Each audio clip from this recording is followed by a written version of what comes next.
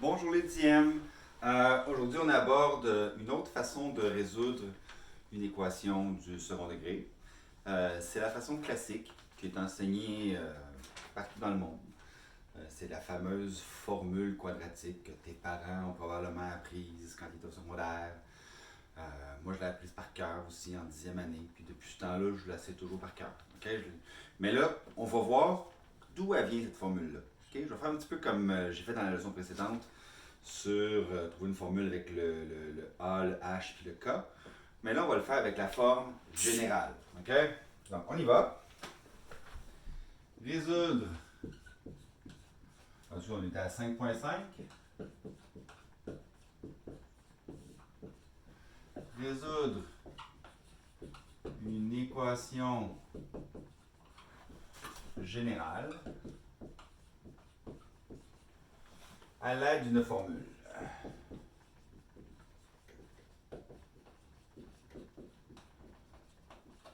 OK?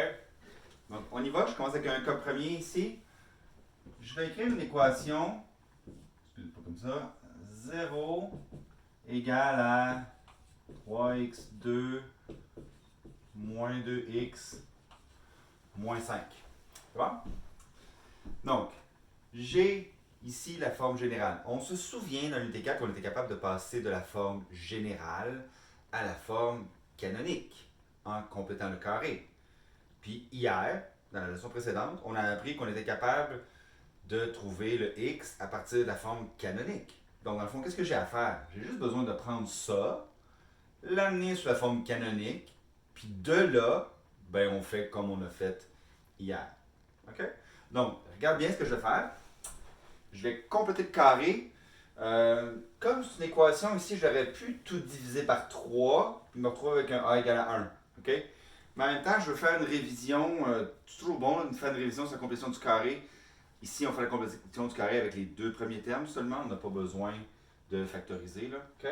Donc, ça veut dire, c'était quoi la méthode? On se souvient? On met le 3 en évidence sur les deux premiers termes. OK? Donc, j'obtiens 1 ici, puis moins 2 sur 3 ici, tout simplement.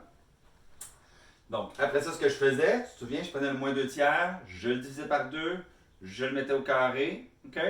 Donc, je le fais rapidement ici, là. B sur 2, là, ça veut dire moins 2 tiers fois une demi, ce qui va donner moins 1 tiers. Puis B sur 2 au carré, excusez, moins 1 tiers au carré est égal à 1 neuvième. OK? Pas obligé de faire tout ça, là, ici. Il y en a qui le font plus vite, c'est correct, là. Donc, c'est bien 1 neuvième. Donc, ça veut dire qu'ici, je montre avec ça, x2 moins 2 tiers x plus 1 neuvième moins 1 neuvième moins 5. Voilà. Donc, il y en a qui sont capables de sauter cette étape-là, là, puis ça ne me dérange pas. Là. À force d'en faire, il y en a qui ont vu le pattern, là, que tu sais, c'était toujours ça, que tu prenais ça ici. OK? Donc, ça va donner simplement 3, double parenthèse, x moins 1 tiers au carré. Donc, je prends ça divisé par 2 ici, tout simplement. Puis, je prends mon moins 1 neuvième ici. Moins 5. Je redistribue mon 3 à l'intérieur. Je vais avoir 3 x moins 1 tiers au carré. Là, je vais aller vite un petit peu. Là. 3 fois moins 1 tiers fois 1 neuvième, ça va faire moins 1 tiers. Moins 1 tiers, moins 5, donc c'est moins 15 tiers. Je vais arriver à moins 16 tiers. OK? Là, demandez-moi pas là, comment je suis arrivé à ça. Là, OK? Je le fais un petit peu plus vite. Tu fais-le en deux étapes, toi, si tu veux. Parce que je vais me garder de la place ici. Donc, tout ça ici, là, c'est 0, 0, 0, 0. Donc, ça ici, on a fait tout ça pour arriver à la même chose qu'on avait dans la leçon 5.4.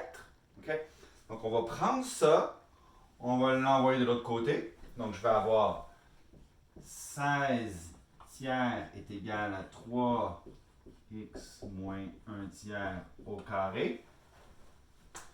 Ça fonctionne ici, mon A puis mon K étaient de signes différents. Donc, ça veut dire que je vais avoir au moins une solution. Et donc, ici, en fait, je vais avoir deux solutions, c'est sûr. Et là, ici, qu'est-ce que je fais? Je divisais par 3. Ouais. Puis ici, divisé par 3, c'est comme faire fois 1 tiers. C'est la même chose, hein? Divisé par 3 fois 1 tiers, pareil. Simple, simple. Donc, je vais avoir 16 neuvièmes. Regardons ça, c'est des beaux nombres, ça. X moins 1 tiers au carré. Donc, je vais faire la racine carrée de chaque côté. Évidemment, je vais me retrouver avec un plus ou moins de ce côté-là. La racine carrée de 16 neuvièmes, c'est bien 4 tiers. Donc, j'ai plus ou moins 4 tiers est égal à x moins 1 tiers. Et si j'envoie le moins 1 tiers de l'autre côté, excusez, je vais prendre la place à côté ici, là, je vais en venir comme ça. Je vais avoir x est égal à plus 1 tiers, plus ou moins 4 tiers. Et j'ai mes deux solutions. X1 va être 1 tiers plus 4 tiers, ça va donc faire 5 tiers. Et X2, ça va être égal à 1 tiers moins 4 tiers, ça va faire moins 3 tiers, donc moins 1. Donc, qu'est-ce que je viens de faire là? Je suis parti de la forme générale, puis j'ai été capable de isoler X. J'aime pas ça de dire ça, là, parce que c'est pas vraiment. C'est comme un peu isolé, là. Ouais, mais c'est pas comme en 9e année. D'accord? On s'entend là, que c'est pas du tout la même méthode. Donc, on a complété le carré pour arriver à la même chose que hier, puis de là, on a fait la suite. C'est bon, ça? OK. Donc, maintenant, ce qu'on va faire, c'est qu'on va trouver une formule générale. OK? On l'a à partir de A, H, K, mais moi, je la veux en fonction de A, B et C. OK? Comme ça, on n'aurait pas besoin de refaire tout ça à chaque fois. On aurait juste besoin d'utiliser la formule. OK? On y va.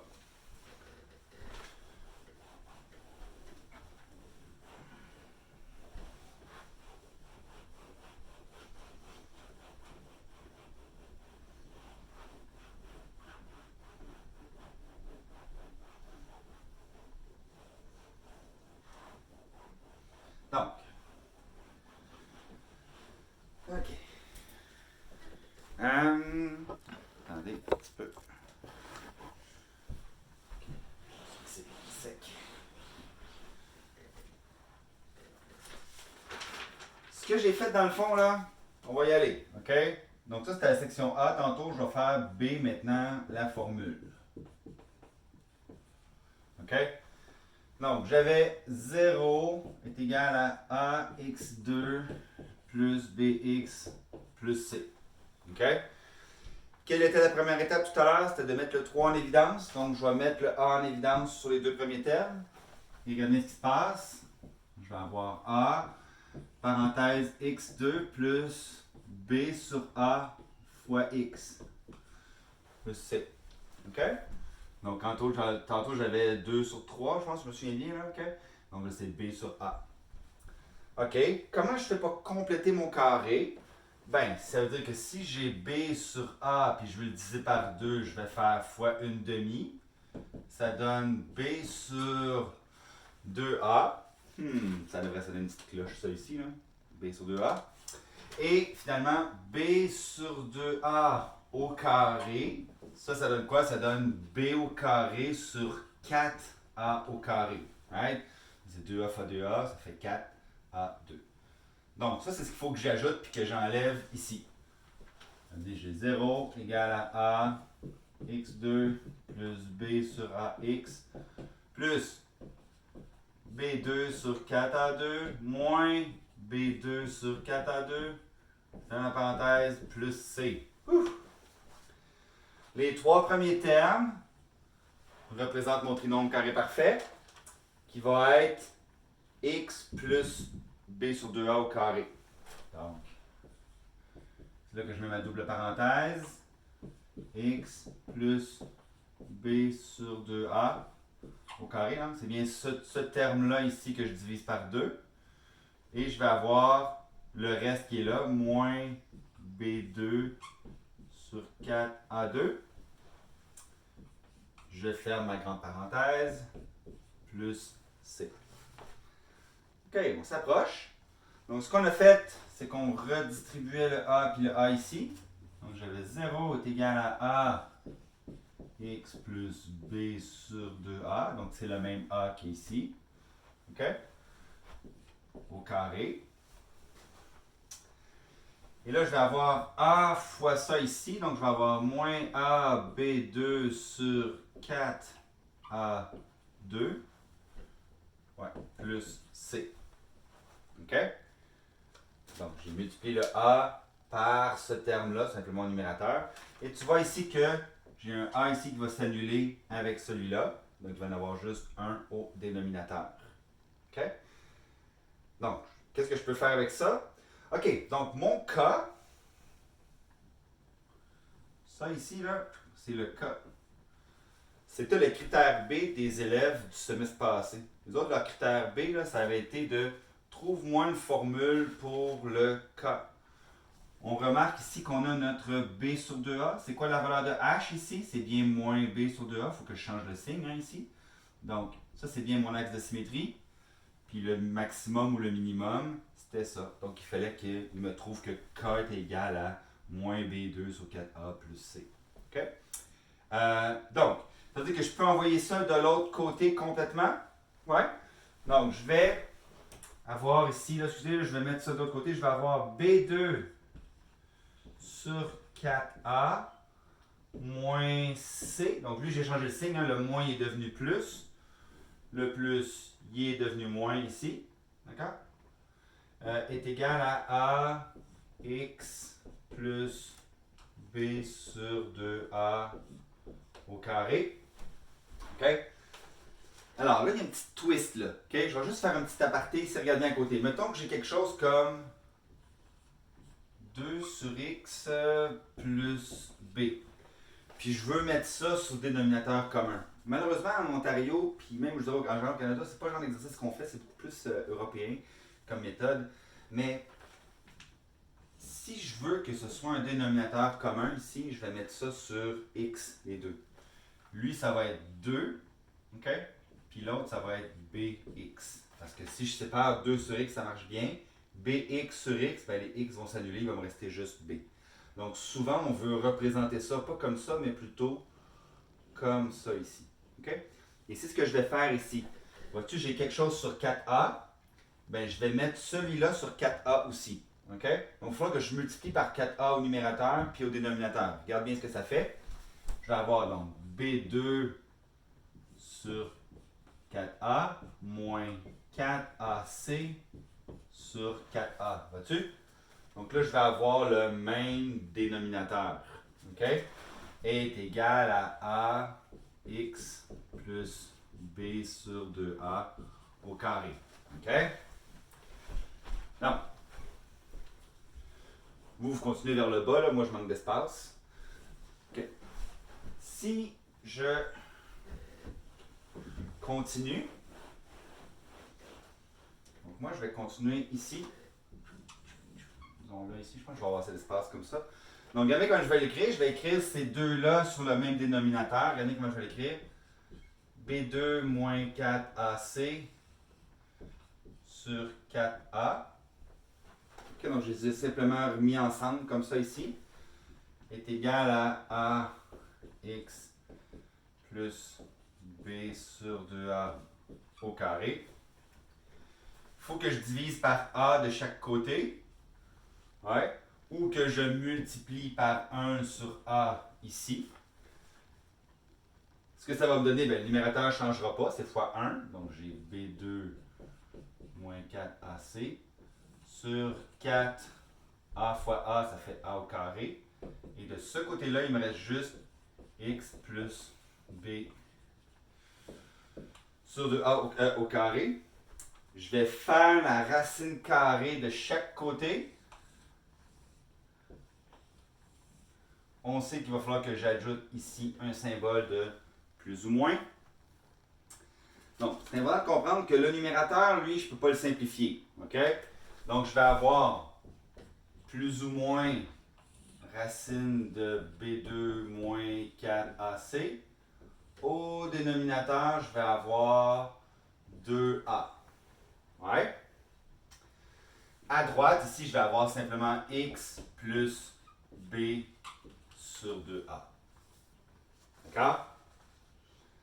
Je vais envoyer le B sur 2A à gauche ici, comme on a fait hier.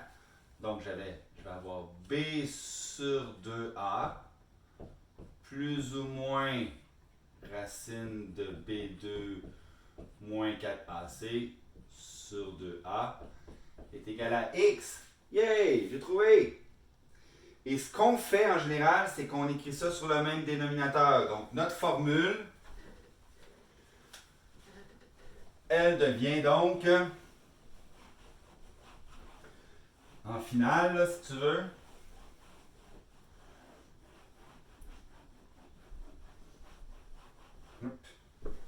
arrêtez là ici. Donc, la formule au final, je manque de. C'est comme trop lié mon affaire.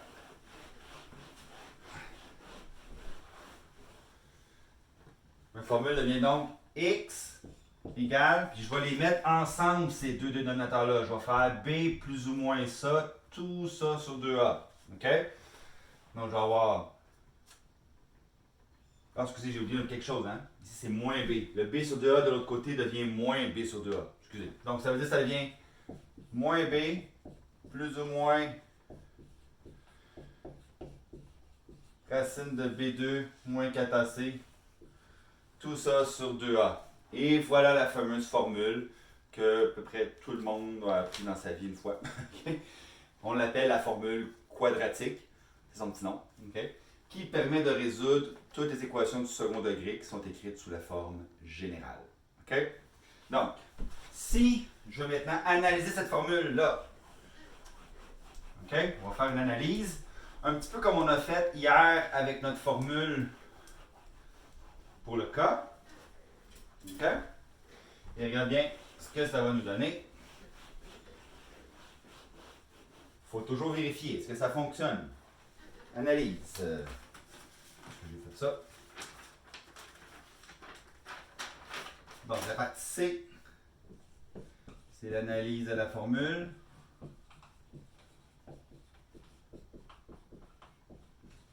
OK? Donc, elle est écrite ici, là. Le facteur critique, c'est ça ici, hein, la racine carrée de B2 moins 4AC. Il y a l'autre chose qui est importante, c'est qu'on remarque qu'on a un moins B sur 2A.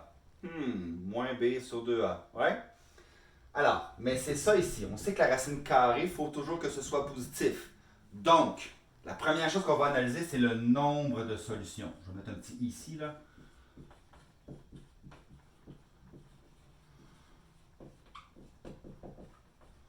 Le nombre de solutions. Donc, si ça c'est positif, j'ai deux solutions. Donc, B2 moins 4AC. OK? Si ça c'est plus grand que 0, on a donc deux solutions. OK? Distinctes. On dit aussi des fois deux racines distinctes, deux zéros distincts. Tout ça, c'est des synonymes. OK? Deux abscisses à l'origine si c'était une parabole. Dans ce cas-là, c'est pas vraiment une parabole. Là. Okay. Donc, je sais ici, si B2 moins 4AC est égal à 0, je vais avoir une solution. Les mathématiciens préfèrent parler de racine double. C'est-à-dire que c'est la même racine qui est là deux fois. OK? Donc, visuellement, c'est quoi? Là, on le sait, hein? Ça veut dire que c'est comme ça ou comme ça. Donc, j'ai deux solutions. Celle-là, on l'a vu aussi, c'est soit quelque chose comme ça ou comme ça. Donc, la racine est ici. OK? Puis finalement, le dernier cas, B2 moins 4AC, qui est plus petit que 0. Je n'ai aucune solution.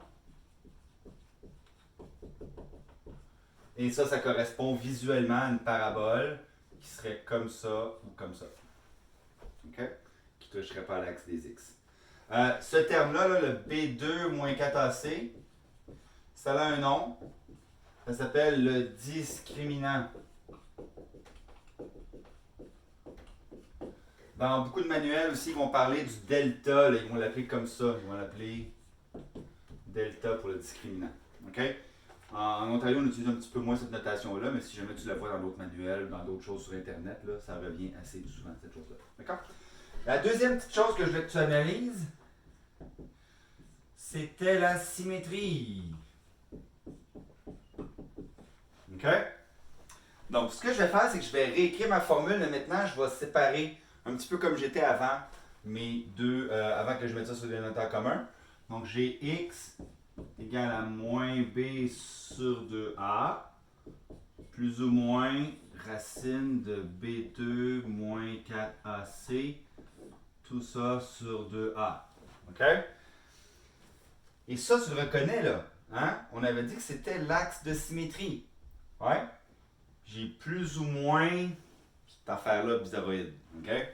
Donc, visuellement, ça c'est bien l'axe de symétrie.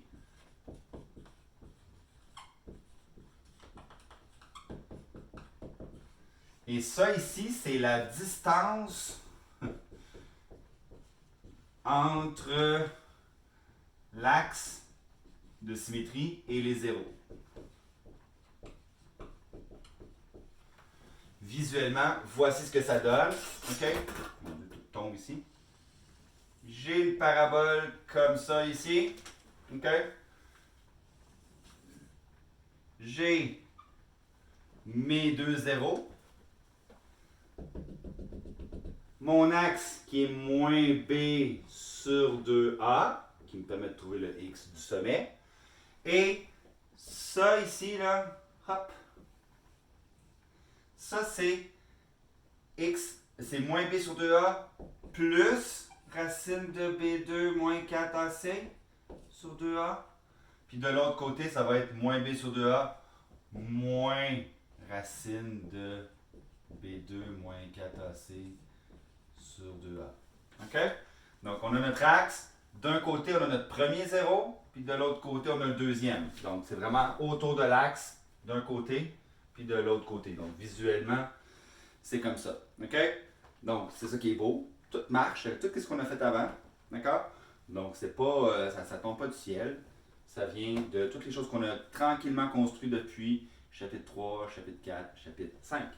Maintenant, je te fais deux petits exemples pour bien les mettre en pratique.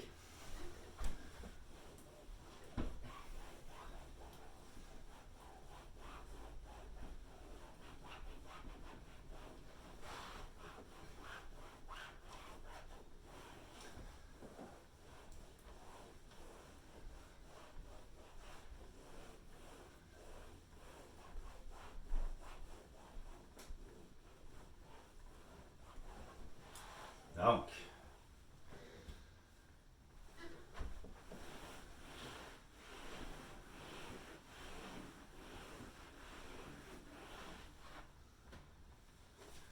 je fais un exemple. Je vais ici, la partie D. Exemple. Donc, évidemment, la question ici, ça va être résoudre l'équation. J'ai 2x2 plus 9x plus 6 égale à 0. Évidemment, ici, là, c'est avec la formule. D'accord? Donc, dans le test, je peux t'imposer, je peux dire, résous par factorisation, résous par la complétion du carré, avec le cas, ou peu importe, ou avec la formule. Ou je peux dire, résous, puis là, tu choisis ce que tu veux. OK? Donc, c'est égal à 0. Première chose que je vérifie tout le temps. C'est bon, je peux continuer. OK? Je regarde, ici, mon A est égal à 2, B est égal à 9, puis C est égal à 6. OK? Même moi, qui est prof de maths, là, j'aime ça les écrire ici. Je ne pars pas tout de suite avec la formule. Je les écris pour être sûr que je ne me trompe pas dans les signes. OK? L'autre chose, c'est que quand je vais substituer là, ces valeurs-là dans la formule, je mets des parenthèses. Si tu ne mets pas de parenthèses, j'ai pas de pitié pour toi. OK? Ça fait depuis la 9e année que je t'avertis. Quand tu remplaces une valeur, tu mets des parenthèses. OK? Et le truc aussi, c'est de commencer par tout de suite calculer le discriminant. Okay? Comme ça permet de savoir, ça vaut-tu la peine d'aller calculer. Si ça me dit qu'il n'y a pas de zéro, mais je n'ai pas besoin de refaire moins b, plus ou moins, voilà, je le sais qu'il ne va pas avoir de réponse. Okay? Donc, la première chose qu'on calcule, c'est B2 moins 4AC. Donc, je vais avoir 9 au carré moins 4 fois 2 fois 6. OK? Donc, si je simplifie ça, je vais avoir 81. Puis là, malheureusement, les élèves qui C'est un peu triste, là, mais ils oublient de faire leur paix de masse. C'est pas 81 moins 4 là, ici. OK? C'est moins tout ça. Là. Ça, c'est un bloc. C'est 4 fois 2 fois 6. Donc, c'est moins tout ce bloc-là. OK? Ce serait le fun, j'ai un groupe qui ne fasse pas cette erreur-là. Là, OK? Donc, ça fait 4 fois 2, 8. 8 fois 6, 48. Donc, moins 48. OK? Et ça donne 33. Donc, ça veut dire que je sais que je vais avoir deux solutions. Là. Okay, vous n'êtes pas obligé de l'écrire à chaque fois, là, mais comme c'est la première fois que je le fais, je veux dire qu'on comprenne.